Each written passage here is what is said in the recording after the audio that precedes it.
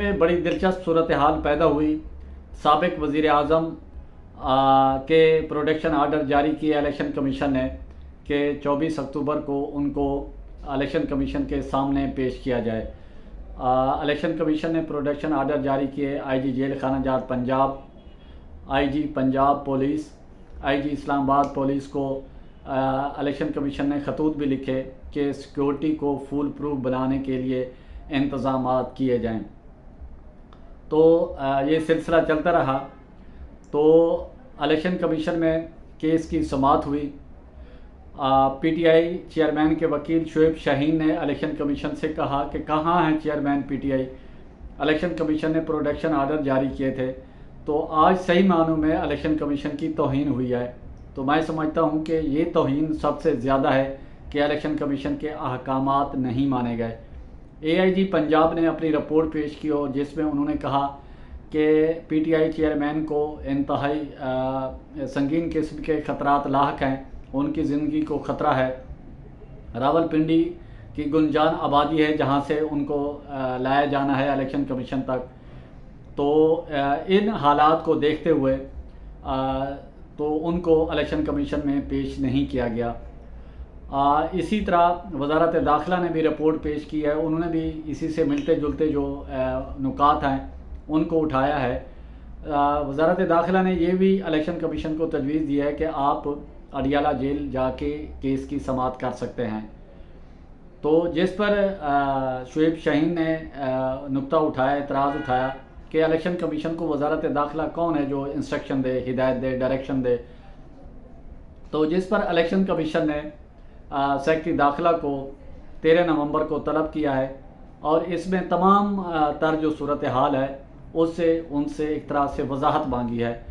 اب وزارت داخلہ نے الیکشن کمیشن کو پروڈکشن آرڈر جاری کرنے کے بعد پی ٹی آئی چیئرمین کو یہاں پر پیش نہیں کیا گیا۔ ظاہر قانون نافذ کرنے والے ادارے زیادہ بہتر جانتے ہیں ملکی امن و امان کی جو صورتحال ہے اس بارے میں۔ تو وزارت داخلہ ان تمام تر چیزوں کو دیکھ کے تو یہی انہوں نے کہا کہ اگر آپ واقعی زیادہ وہ چاہتے ہیں تو اڈیالہ جیل جا کے اس کی سماعت کریں کیس کی، کیونکہ اس سے پہلے سیفر کیس اور دیگر ایک سماعت جو ہے وہ اڈیالہ جیل میں پی ٹی آئی چیئرمین کے ادھر کیس کی سماعت ہوئی ہے۔ تو الیکشن کمیشن اگر چاہتا ہے تو اڈیالہ جیل ان کو فیسیلیٹیٹ کیا جائے تو ان کی سیکیورٹی یقینی بنائی جا سکتی ہے۔ تو جس پر الیکشن کمیشن نے تمام تر، بلکہ اس میں یہ بھی الیکشن کمیشن کی طرف سے آیا گیا جب یہ اے آئی جی پنجاب اور وزارت داخلہ کی جو رپورٹ ہے وہ سامنے آئی، تو جس پر الیکشن کمیشن نے کہا کہ حکومت جو ہے اگر وزارت داخلہ ایک شخص کی سیکیورٹی نہیں دے سکتی تو پھر پورا الیکشن کیسے کرائے گی؟ تو اس پر پھر تو سوالیہ نشان ہے۔ تو اس طرح تو پھر کام نہیں چلے گا۔ تو پھر عام انتخابات کا انعقاد کیسے ہوگا؟ تو بہرحال اس پہ جو حکام ہیں وہ خاموش رہے ہیں۔ اور الیکشن کمیشن نے پی ٹی آئی چیئرمین توہین الیکشن کمیشن کیس میں اسد عمر اور فواد چودھری کیس جو ہے وہ 13 نومبر تک ملتوی کر دیا ہے۔ اسد عمر بھی الیکشن کمیشن کے سامنے پیش ہوئے۔ انہوں نے کہا میں نے تو ایسی کوئی توہین الیکشن کمیشن نہیں کی، نہ ہی میرے الفاظ سے کوئی ایسا لگتا ہے کہ میں نے توہین کی۔ میں تو اتنا الفاظ کے چناؤ میں بڑا پسند کرتا ہوں کہ الفاظ کا چناؤ اچھا کیا جائے۔ تو فواد چودھری بھی پیش ہوئے، انہوں نے کہا میں بھی پیش ہوتا رہتا ہوں، تو اگر میں دوبارہ معافی نامہ لکھ کے دیتا ہوں الیکشن کمیشن کو۔